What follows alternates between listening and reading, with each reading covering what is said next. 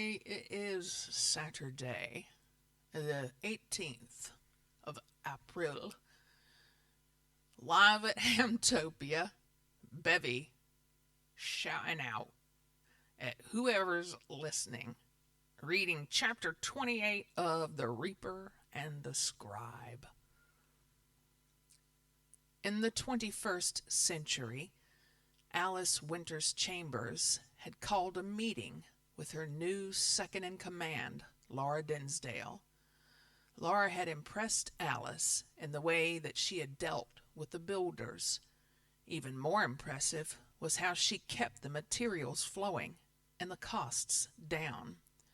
They had grown close as friends, as well as work colleagues, and had shared many meals with their respective partners, Jamie and Freddie.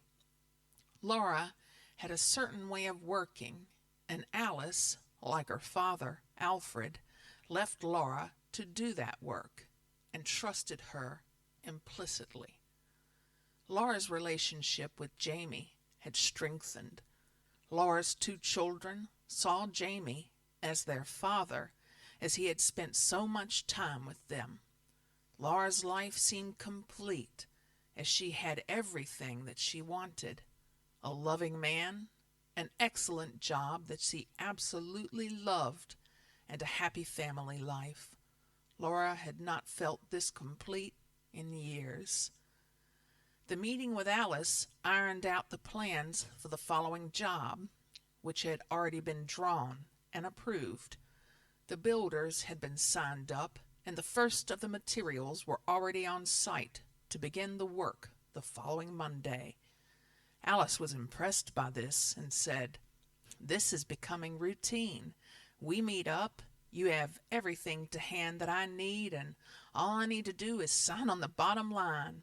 You're an angel, Laura, and I don't know what I'd do without you." "I'm just me, but I am happy to be doing this for you, and I will do it as long as you need me," said Laura, as she gathered her things together, feeling slightly embarrassed. Indeed, the work had moved on. In the time since Laura Dinsdale had joined Alice's company, she had converted 5 old warehouses and was taking on the 6th. The young homeless people in and around Leeds were very grateful to have a roof over their heads and a bed to sleep in. The centers that Alice's company were building, however, were so much more than a roof and a bed. They were places where young people could take a shower or have their clothing washed, repaired, or replaced. Each center had 25 permanent residents who worked for their keep. These people were being trained in the hospitality industry, so that when a new hostel opened, the 25 people who had been trained were transferred to run the new shelter. 25 more people were then brought in to learn the trade. There was a good deal of self-sufficient activities, as wages were not needed, because the young people were being paid with board and lodging. After they finished their diplomas, they could look for paid work in the hospitality industry. Once this happened, they could stay at the hostel while they built up enough money to put a deposit on a rented flat. When that time came, they left Alice's care and got their life back.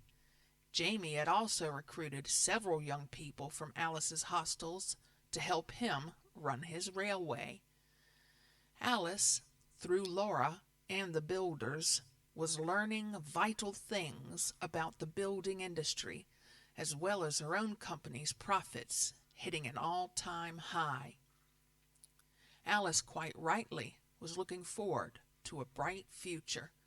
However, the future that awaited her would prove to be quite different. In the 1870s, the decade that saw electricity being used for lighting in the homes of the privileged, Alicia Winters, as she was now known, had nursed her brother John back to reasonable health. You couldn't say full health because for a while John had been deteriorating and his hair had already turned gray. He was at least out in the living world again and actively taking part once more in the family haulage business. That haulage business had gone from strength to strength as Alice's timing was perfect. She had managed to stake her claim in the highly competitive business world of men by investing large amounts of money in ultra-modern equipment. In fact, her office, her packing department, and her dispatch were all illuminated by the new electric light bulbs. The original building that she bought with the help of Atkinson, and Dewhurst was now one of 3 buildings that she owned jointly with her brother John and her son Frederick. Most of the original building was taken up by the ledger department. This department was run solely by Frederick. He oversaw all the accounts and all the monies coming in and going out. The only other room in the original building was Alice's office, but that office now had a dividing wall and an extra doorway, and was indeed 2 offices. On the left-hand side was the office of Alice Winters. On the right-hand side was the office of Frederick Winters. The office of John Winters was in the new dispatch building, which was 3 times the length of the original building and right in its center. To his left, he could see the packing department, and to the right, he could overlook the dispatch area. Nothing came in or out of that building without his signature upon it. The high standard of quality control was something that John Winters held dear. The 3rd building was a storeroom and engineering department. This was the place that kept the Winters family's steam locomotives, of which there were now 5 in perfect running order. He was called upon quite often if there was a problem that the engineers were struggling with, because he seemed to have a deep knowledge of how the steam locomotives worked, even though, according to John's altered thoughts, he had never had any dealings with such things. The powers that be had left this knowledge within his psyche, knowing it would be of use to help the Winters fulfill their potential.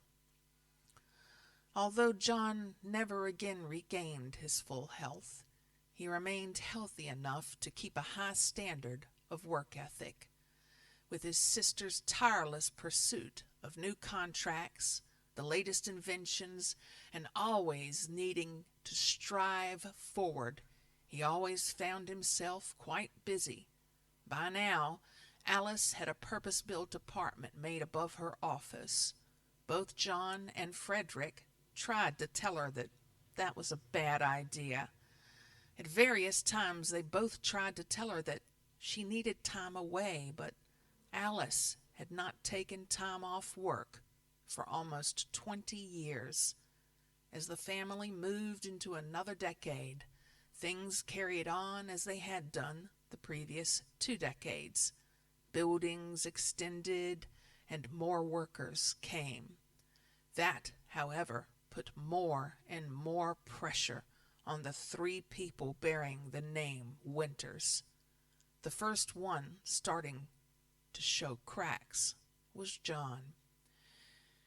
He was visibly deteriorating, and Alice knew it. Whilst sitting in her office one Tuesday afternoon, she seemed to go into a dream state. The door to her office opened slowly, and a tall, elegant man with striking features, dressed in black, walked in. "I know you," said Alicia. The man nodded his head and took off his top hat. "Your brother John needs a rest. You must send him to London to find your youngest brother. As it is now 1886, He has but 5 short years left to work. Alicia began to say that she couldn't just send her brother out on a fool's errand, as the company was far too busy, when she was stopped mid-sentence by the raising of a finger. Alicia was paralyzed. She couldn't even move her eyes. The man spoke again. "Alicia Winters, hear me now. I do not make this kind of call. This is, in fact, the first time. So what you think you have to do matters not to me. You will, this very week, send your brother John to London to find your brother James. Once there, he will locate your brother and spend a week there. He will then return with your brother James, and your brother James will understudy, while his older brother needs him. Is there any part of this not clear to you, Alicia Winters?" Alicia feared this man. Her office had grown cold. This man's eyes were piercing into her soul. The only part of her anatomy that had the power to move was her mouth, as she tentatively said, I will see to it straight away. May I ask, who are you?" The man leaned over the desk and put both hands to the sides of Alicia's on the table and said, "Death." He withdrew from the desk and turned towards the door, which opened by itself. He strode out and disappeared as he crossed the threshold of the office. Alicia's faculties returned to her, but her body felt heavy. Her heart felt like someone had just squeezed it. She was sweating and trembling uncontrollably. Alicia stood and left her office to make her way to the dispatch building. Once there, she found her brother John sitting in his office. He looked up at her. The dark shadows under his eyes looked quite prominent, and in a shaky voice he said, "I guess he visited you too." "Yes, he did, but I don't understand," said Alicia. "Well, at least we know I'm not going to keel over for 5 years, so that's something, right?" "Oh, John, what do you want me to do?" "I want you to do exactly what Atkinson told you to." "Do you think you'll be able to find James?" "I don't think they'd be sending me if he can't be found. I suppose I'd better go pack a bag. I'm sure I can leave you to make my travel arrangements. I'll be back within the hour. I shall leave the arrangements in your capable hands." John, visibly shocked by his ordeal, stood and left his sister with her head down as he made his way to his townhouse. Alicia went to Frederick's office and took the money for John's railway tickets and walked up the platform to the ticket office to purchase them. In her mind, she heard a familiar voice. "You must do as the Reaper says. All that is happening is doing so to a plan. Things must carry on in a forward motion. You must stay strong, Alicia Winters." The voice faded away, and Alicia made her way back to her office. The hour quickly passed, and John returned bag in hand. Alicia smiled at him and gave him his tickets, saying, "Please, find some time to rest when you get there. I don't think you will have to look very hard to find James." London has always sounded a scary place to me, but on the other hand, it has fascinated me from afar. I am quite looking forward to going there. And yes, I will be taking some rest once there. According to this ticket, my train leaves in half an hour, so I will meander my way there and begin my little adventure. "Don't worry, sis. I will bring James back," said John, placing his best top hat upon his head as he left the office. On his way out, John stopped by Frederick's office and said, "I'll see you in a week, Frederick, and I will have your uncle with me." Frederick put down his pen and looked up at John and said, "It'll be good to see him again, Uncle."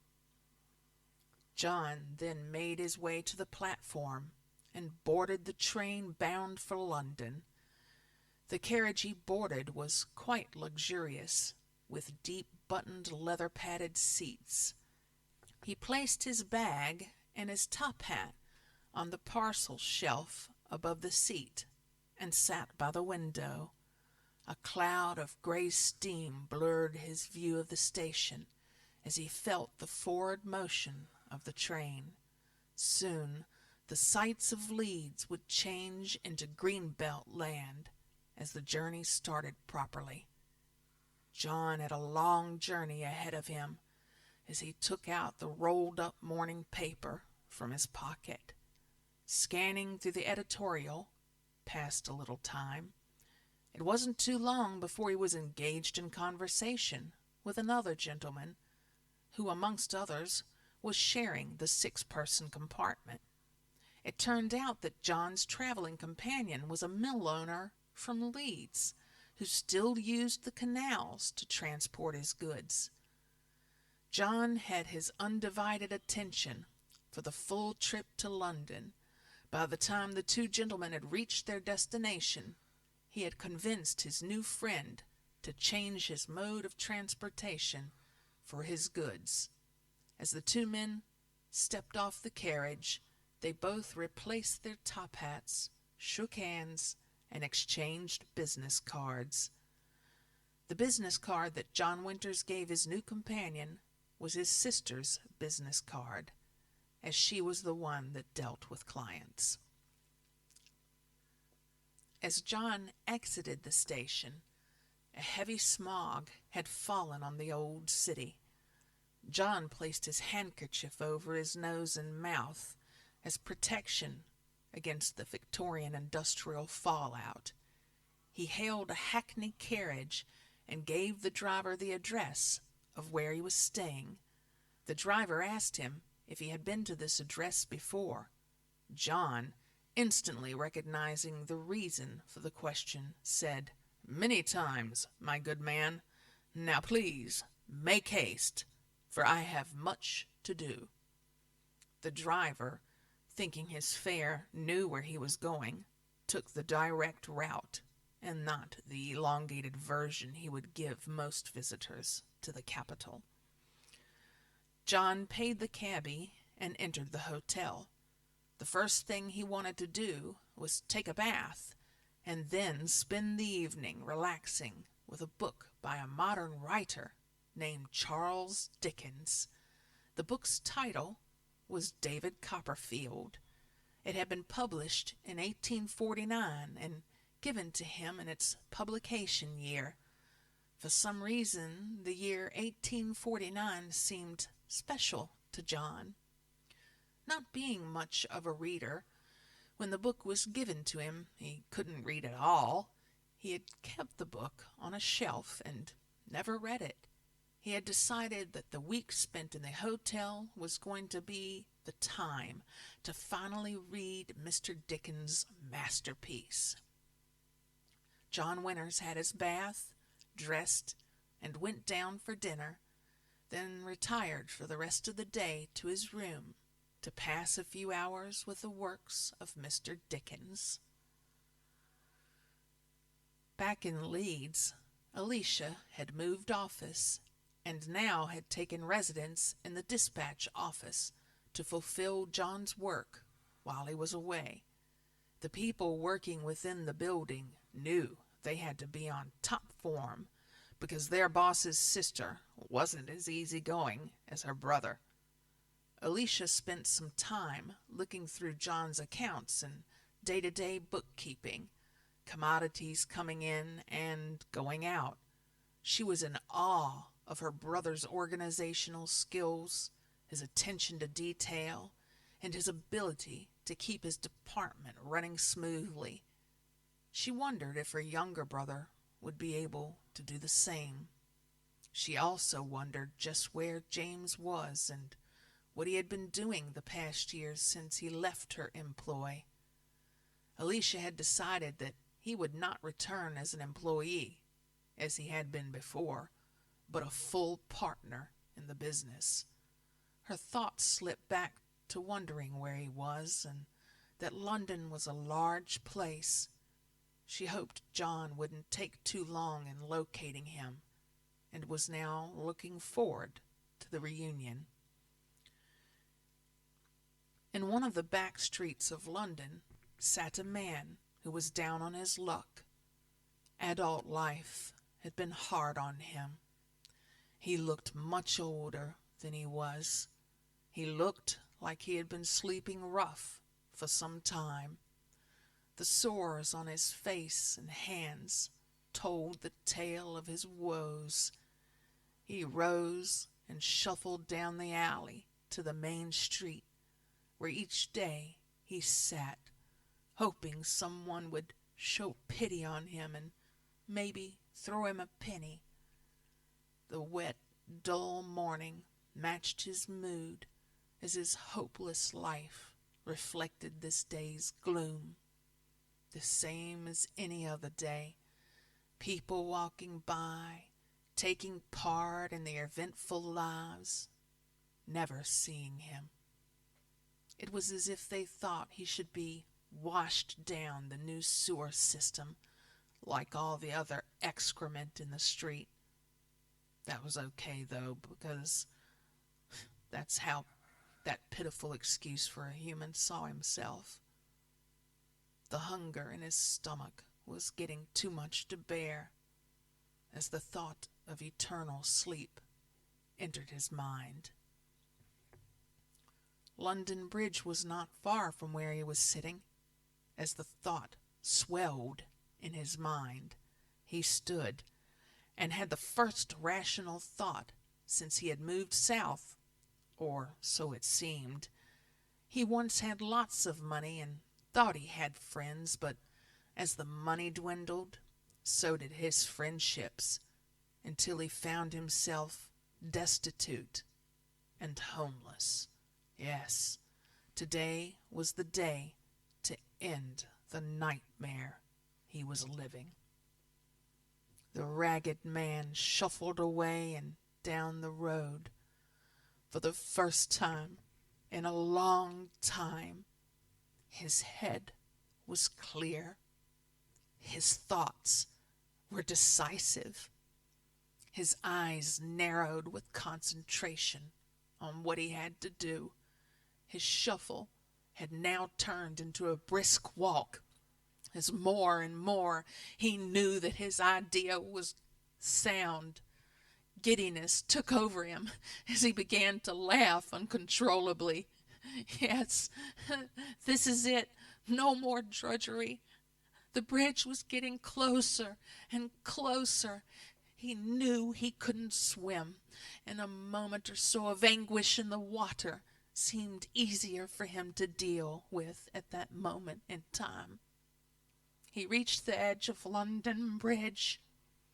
Elegant people were walking across it in both directions. Elegant people who now, because of his eccentric laughter as he ran towards the center of the bridge, were seeing him. He cared not. Nothing was going to stop him now. It was time to end the pain that was life. He climbed up onto the wall of the bridge and prepared to meet his maker. That very second, he was stopped in his tracks. From the other side of the bridge, sifting through the mayhem that was going on in his head, he heard one word shouted from the other side. "James!" The young man turned towards the sound of that familiar voice and to the man that he once called brother, shouting that word as he ran towards him. The split second that stopped the young man from jumping was enough time for two policemen to grab his legs and grapple him to the floor. The two burly cops bundled him into their horse-drawn cage. As John Winters arrived on the scene, they had locked the cage door. "Please, stop this! I've come for this man. He's my brother," pleaded John. "It's the asylum for this lunatic. Move away, sir, and do not obstruct justice," said the policeman in a gruff voice. "But you don't understand. I've come a long way to take him home. Please, let me take care of him," said John. "Looks like you had a wasted journey, sir. Now move along, or you will join your lunatic brother." The two policemen climbed onto the horse-drawn cage, slapped the horses' behinds with the reins, and James was carted off to the lunatic asylum. As he was driven away, James screamed out, "I could have been free of this life if you haven't interfered." Those words devastated John, but he knew he had to do something to try and put it right. He gathered his thoughts and made his way to the nearest police station. On entering, he took off his top hat and made his way to the front desk. The desk sergeant asked if he could help. John explained his position, and the desk sergeant was a little more forthcoming than the police officers earlier. John was given the address of the asylum that James would have been taken to. John thanked the sergeant and bid him a good day. Quickly making his way along the causeway from the police station, John took no time at all in reaching the old Gothic lunatic asylum, as it was just 10 minutes' walk from the police station.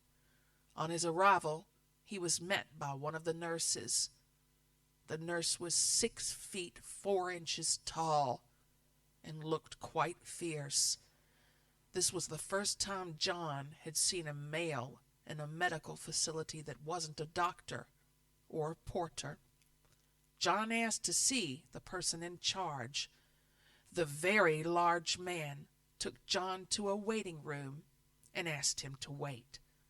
The man placed a small cage-like device over his head and left the room. A few minutes later, a small man in a white coat that looked and smelt like it was covered in human excrement walked in and dutifully removed his cage headgear, placing the soiled white coat in a hamper. He walked over to a water hand pump and washed his hands. Turning to John whilst drying them, he introduced himself as Dr. Elwood Carlton Buchanan and inquired after John's name. "John Winters, sir, at your service." "How can I be of assistance?" "My brother, James Winters, has just been brought in here this very day by the police, and I'm afraid it is all a terrible mistake," said John. "Forgive me, sir, but I hear that quite often." "That is as may be, but I do not lie, sir," said John, his voice now audibly sterner in tone. "The police said they'd just managed to stop him trying to kill himself by throwing himself in the water. I hardly think so. My brother James is a very strong swimmer, and is a man with everything to live for. He had been showing me around London. As I am new to the city, what you have here is a boisterous spirit. He was showing off in front of his older brother," said John. "Boisterous spirit, you say? He's a little old, don't you think? He may have a young outlook on life, but surely that is no reason to lock him up in an establishment like this. We have a company in Leeds to run, and are expected back within the week. I will have him brought here to see what he has to say for himself." "Are you calling me a liar, sir?" "I ask this because as a gentleman I am used to being treated with a little more respect. Most of the work my company does is for the government, and they will not look too kindly on us not being able to do our work because some buffoon has locked away key personnel needed for their work. They will, of course, want to know who is responsible. I will ask you this question. Is the man that the police brought into this depressing building this very afternoon worth losing your position for, sir?" The two men stared at each other, but John turned out to be the better poker player, as his gaze never flinched, nor did his stance. The doctor called the large man back in and asked him to bring the inmate and a release form at once. 2 minutes later, James was brought to the office out of chains and was released on the care and obligation of John Winters. John Winters took the quill and made his elaborate signature at the bottom of the document. Placing the quill back on the table, he said to the doctor, "You have my regards, sir. Now, I bid you all good day." With that, John took hold of James and led him outside. As soon as they were out, John hailed a hackney carriage, and the two brothers climbed in. The drive back to the hotel was eerily quiet, as neither man said anything. James didn't know what to say, and John was trying to regain his cool after having words with the doctor. The two men alighted. John paid the cabby, and the brothers walked inside the hotel. As they walked past reception, the concierge hailed them and explained to John that his friend's type was not allowed in that hotel. In one of the few times that John Winters showed anger in his lifetime, that time was by far the worst. He took hold of the concierge and threw him backwards, knocking over tables and chairs. John walked up to him and demanded an apology for his brother. The concierge pleaded ignorance and was duly apologetic for his behavior towards John's brother. John snatched the key from the desk and marched off, ushering James to follow his lead. The two men entered the staircase and left the reception area. Upon arriving in the hotel room, John pointed to the bathroom and said, "That's your first port of call. Take a very long, hot bath. May I assume that you still know how to shave?" "I still know how to shave." James disappeared into the bathroom, and John sat down on the easy chair as he tried to take in all that had happened during that eventful afternoon.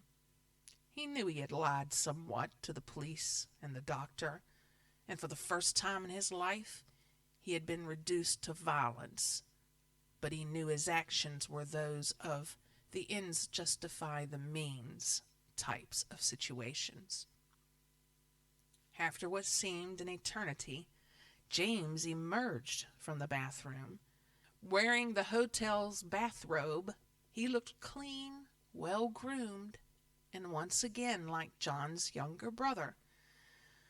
"Now I fully recognize my brother," said John as he held out his hand to shake his brother's. James lifted his hand and accepted the handshake. John pulled his brother towards him and hugged James with all his might. When the embrace ended and James pulled away, John saw his younger brother's eyes were red and watery, and many years of sadness showed through them. "Come, James, sit down, and let us once again talk like brothers. How did it come to this? What happened that taking your own life seemed the only way forward? When I first moved down here, it was for the wrong reasons. I held Alicia responsible for me missing our father's funeral. I was full of hatred and felt I had been manipulated, so I simply walked away. After several months of being alone, I took solitude with a woman and moved in with her. I was still not thinking properly, and I let that woman, over a period of 2 years, systematically take my money and hand it to her pimp." "You moved in with the prostitute?" "I didn't know what a prostitute was. I thought she needed the money for the running of the house, etc. It was only when the money ran out that I understood the truth of the matter." "Why? What happened?" "Her pimp sent 4 large men to the house. She then let them in, and they beat me within an inch of my life and threw me out on the street in these clothes you found me in. During my time with this woman, and in the subsequent time on the streets of London that followed, I began to realize that I was there not of Alicia's bidding, but my own. I began to realize that the funeral was a simple excuse. I was going to try and make peace with Alicia at Mother's funeral, but she decided to stay away. Alicia didn't decide to stay away from Mother's funeral. Frederick and I never informed her of Mother's passing. We were still angry at her for sending you away when you should have been at Father's funeral. The thing is, I've come to realize she did not send me away. 3 days before Father died, I had switched places with Malcolm Smith to drive the London train. At the time, there was only Malcolm and myself in the company that could drive steam locomotives. Malcolm had been wanting some time off, as he had been working constantly since he began with Alicia. So 3 days after we switched, on the very day that Father died, Malcolm left for the coast, and I don't suppose Alicia could get in touch with him. At the time, that once-a-week, fully laden trip to London was the backbone of Alicia's business. One way or another, it had to go on time. You never told us that, James. All of the unpleasantness could have been avoided. James hung his head and said, I know this, and believe me, I have relived it repeatedly during the time when I had nothing but time. to think. In that case, here's something else to think about. It's the reason why I'm here. I was going to ask you that. You turning up on the bridge at that exact moment was unbelievable. That fortuitous moment, I believe, was in the laps of the gods. I was sent down to find you, and find you I did. Who up in Yorkshire would want you to come and find me? Alicia, that's who. I don't believe you. Alicia is the only one who knew what actually happened that day, and by all accounts of how she has been treated since. Why on earth would she want to find me? One, because you are her little brother, and she loves you. Two, because she wants you back in the firm. And three, to take my place there. To take your place? I don't understand. It's a lot different than when you left, James. I run the entire dispatch department, which is a position of trust, and Alicia only trusts family members. Why do I need to take your place? Because in a few short years, I will be unable to do the job. But I still don't understand. James, I'm dying. Albeit slowly, but sometime within the next 5 years, I will be gone. And it will be down to you to replace me. James just looked at his brother, and the two men sat in silence for a short while. John stood up and said, "Let's get some sleep. Tomorrow we head back to Leeds. It seems we both have a lot of explaining to do. We can put this whole episode behind us. We can be as we once were, a happy, loving family." Again, the two men shook hands, and the handshake turned into a hug. The room had 2 beds, and James had the first comfortable night's sleep he had enjoyed in over a year. By midday, on the following day, James and John Winters were steaming back to Yorkshire to start over again with their elder sister.